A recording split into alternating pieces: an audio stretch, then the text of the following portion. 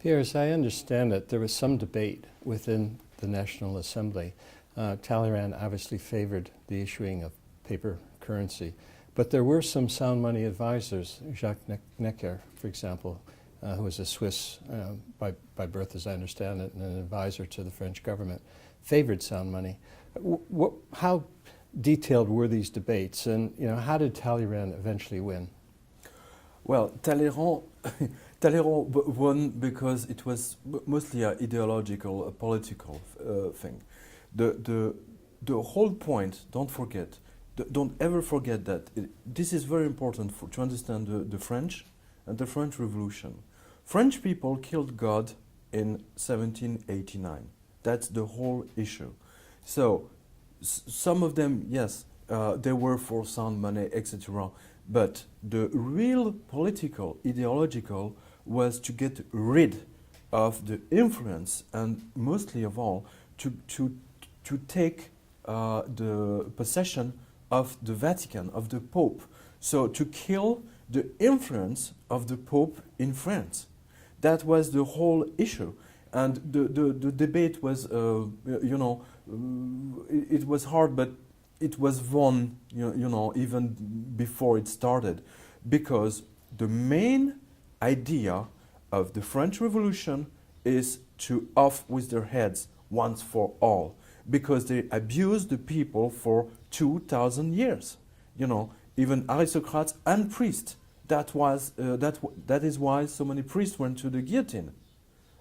They just didn't cut the heads of aristocrats.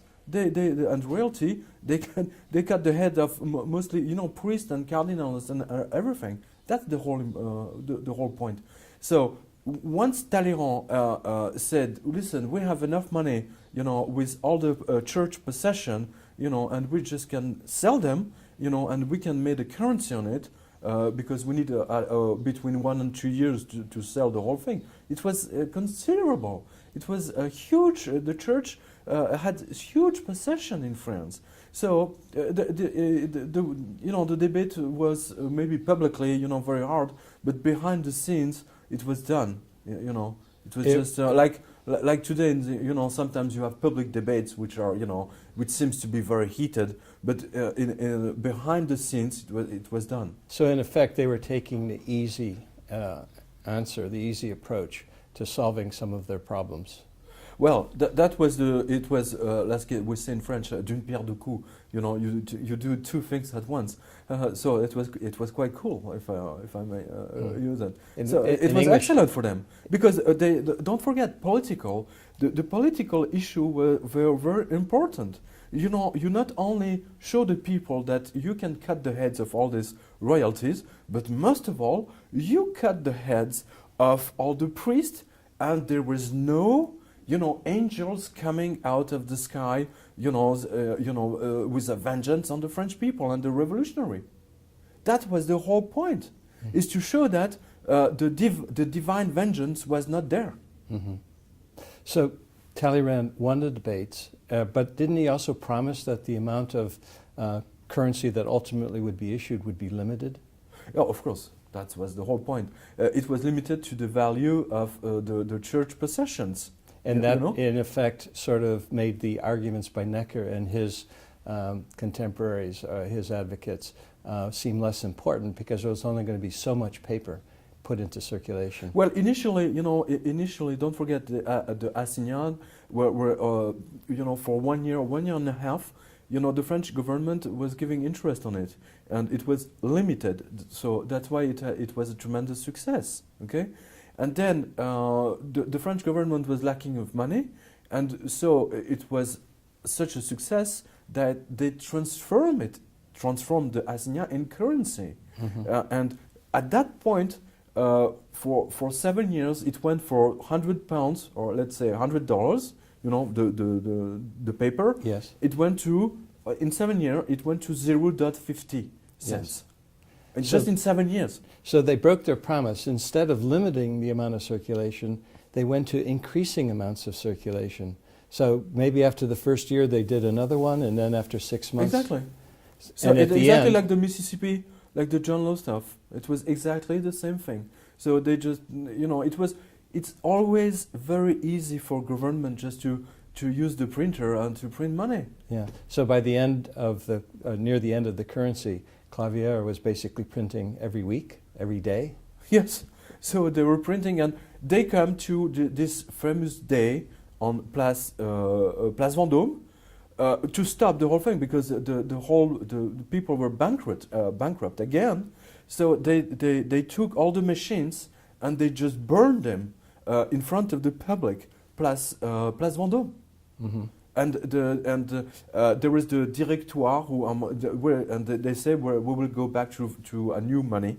We're going to use I mean, it was not the French franc immediately. It was le Mandat national, which was a new form and which lasted just 1 year. Yes. Just 1 year, just because paper cannot be used. You cannot use paper as money. Where did the law of the maximum come in? Did it come in just before the collapse of the Assignat as it was depreciating? It was exactly. I mean, exactly with John Law, if I remember well. I don't want to. I'm not pretty sure about that, but I think it was 1 year after it started to be a currency, because people tended to not trust. So the people who were selling bread and meat and everything, they tend to ask for gold and silver coins, and then so the whole thing was biaised, and so the French government issued a law saying that if a merchant asks you, how do you want to pay? Do you want to pay in assignat, or do you want to pay with gold coins or some coins? So just the fact that he's asking you the question was leading him directly to the guillotine. Oh. So they installed also the maximums, but the maximums law were always installed since Rome, so that's nothing new. So the maximum was essentially a form of price control where the shopkeeper could only charge so much. But it never worked. Like it never worked during Rome. But he would be forced to accept currency which was worth less than the goods that he was going to save. So the shopkeeper closed up shop rather than accept the forced currency. Exactly like it was during Neron and all these Roman emperors who started to mixing up silver and copper. And that destroyed the economy even worse than the currency collapse itself. Exactly. History is keeping repeating himself. Yeah. So ultimately, when the Assignat collapsed, we went into what was called the Mandat or the Mandat. Mandat national, if I remember well. And it only lasted 1 year. 1 year. But it was also a form of paper currency. Definitely, it was just only plain paper. Yeah. If there was, you didn't even have some church property to back up the money. So that's amazing. It was just the trust of the revolutionary government, and nobody trusted it anymore. Yeah. And that, given the fact that it lasted only 1 year, what came in after that? So after that, everybody realized that they need to have a sound money. So they came back ultimately to the franc, le franc, and they used an artist, a marvelous artist, Augustin Dupré, who designed the new coins in silver and mostly in gold. So they came back somehow to the gold standard. Was this the Napoleon d'Or? I beg your pardon? The Napoleon d'Or coin? Or did that come later? No, it came later. First of all, you had Athena, the goddess Athena, and Hercule on the coin, and Venus, and with the revolution on the other side. And then after they started to put Napoleon's head on it, and I have one with me. I can show it to you. So the gold coin basically came back as the standard for French currency. Yes. In 1797. Yes. Just after all these tests and tries. So France was back on the gold standard. And how long did that gold standard last? So the interesting point is that it lasted until the French government decided to go in war with the Germans during the First World War. So it lasted from 1797 until 1914. And August exactly, the 14th of August 1914. And that gold coin in 1914 basically had the same purchasing power it did 200 years. Basically it didn't change. Yeah. So the interesting point is that mostly even when Napoleon made his wars, and the first thing he was doing, of course, in Austria, in Italy, in Spain, just where's the gold? So he kept, he took not only the gold but also the statues and everything. So we see that. So it's but the gold currency was they didn't have problems, money problems at the time. It started all over again in August of 1914, when the French government decided to go to make war against the Germans, and they saw that they didn't have enough money to pay everybody, all the soldiers.